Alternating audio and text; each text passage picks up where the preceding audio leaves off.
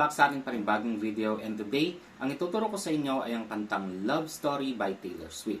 At itong version na to, ito yung hindi tayo gagamit ng bar chords at meron lang tayong 4 na chords mula intro hanggang outro na yan. Iba-iba lang yung pagkakasunod, pero ituturo ko naman sa inyo kung paano. So kung nahirapan ka sa mga bar chords, itong video ito ay para sa'yo. So before tayo mag-start, ang bilang ng string natin ay 6, 5, 4, 3, 2, 1.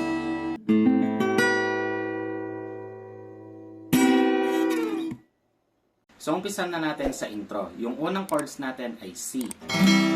So, yung C natin, ito ay sa 5th, 4th string to, and 2nd string to. Next chords natin ay G. So, yung G natin, ito ay sa 6th, 5th string to, 2nd string to, and 1st string to. Next chords natin ay A minor. So, yung A minor natin, ito ay sa 4th, 3rd string to, and 2nd string to. Ang last chords natin ay F. So, yung F natin, gagawin natin siya ng parang C. So, ganito yung C natin kanina. Ibababa nyo lang itong dalawang to. Iyan na yung F. So, ito ay sa 4th na ngayon. Tapos, ito ay sa 3rd and 2nd string to. Okay? So, yung strumming pattern naman natin dito ay down, down, up, up, down, up. Gagawin natin yun ng 2 beses. Tapos, lilipat na ng chords para sa intro. Okay? So, practicein natin ng sabay-sabay. 2, 3, go.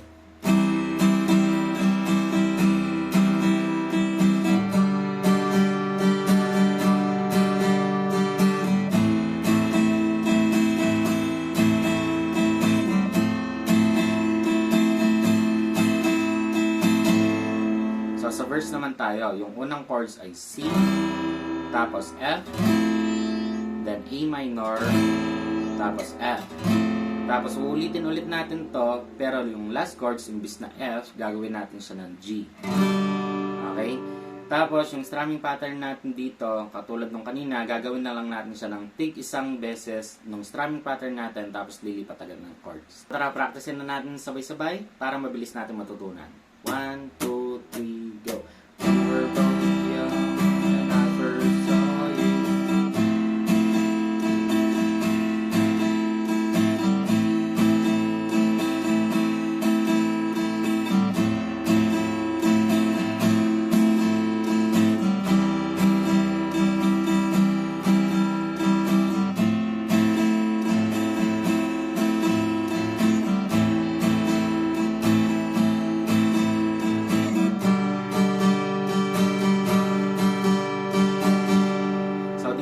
Sa pre-chorus. Ito na yung part na that you Romeo were going devils and my daddy's dead stay for Juliet.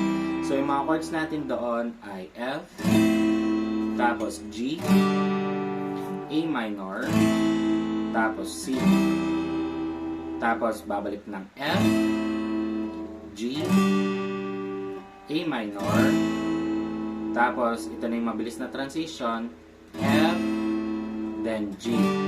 Okay? So, yung strumming pattern naman natin dito, gagawin natin siya ng tig isang beses lang nung strumming pattern natin. Tapos, lilipat na ng chords. Pero, pag napunta kayo dito sa F at G, ito na yung dalawang naka-yellow na yan, ang strumming pattern natin dito ay down, down, tapos sa G, up, up, down, up. Okay? So, ganito siya. Practice natin na sabay-sabay. 1, 2, 3, that you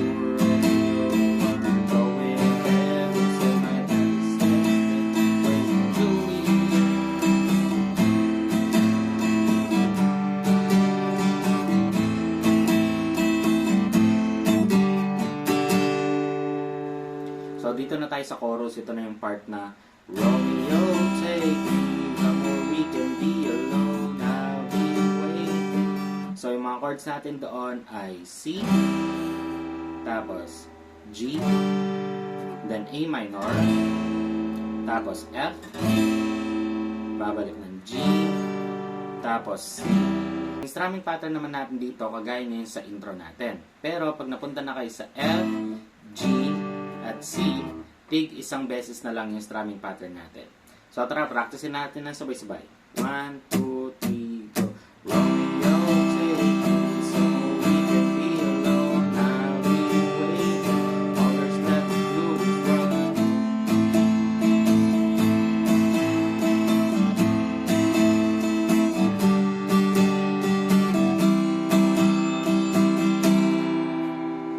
pagkatapos ng ating chorus, babalik siya ng verse, tapos pre-chorus, and then chorus, tapos bridge. Okay? So, ito na yung part na I get tired of waiting, wondering if you were coming around. So, yung mga chords natin doon ay A minor, tapos F, C, tapos G. Gagawin natin tong buong chords na to ng 2 beses. And then ako, ginagawa ko dito, yung strumming pattern natin ay tig isang strum lang pababa.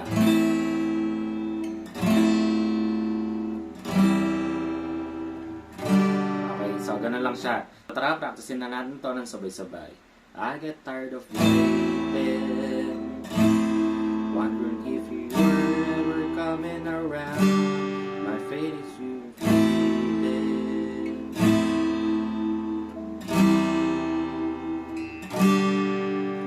So pagkatapos ng bridge, babalik siya ng chorus, tapos hanggang outro na yon. So diba, sobrang dali lang nito at hindi ka gumamit ng bar chords. So kung gusto mo yung mga ganitong guitar tutorial, mag-subscribe ka na at i-hit mo na yung notification bell para lagi kang updated at hindi ka mahuli sa ating mga videos. At kung meron kang kanta na gusto mong tugtugin sa gitara, i-comment mo lang dyan sa baba at gagawan agad natin yan ng video. So hanggang dito lang itong video ito. Maraming salamat sa panonood. At muli ako si Max from Guitar Tips and peace out.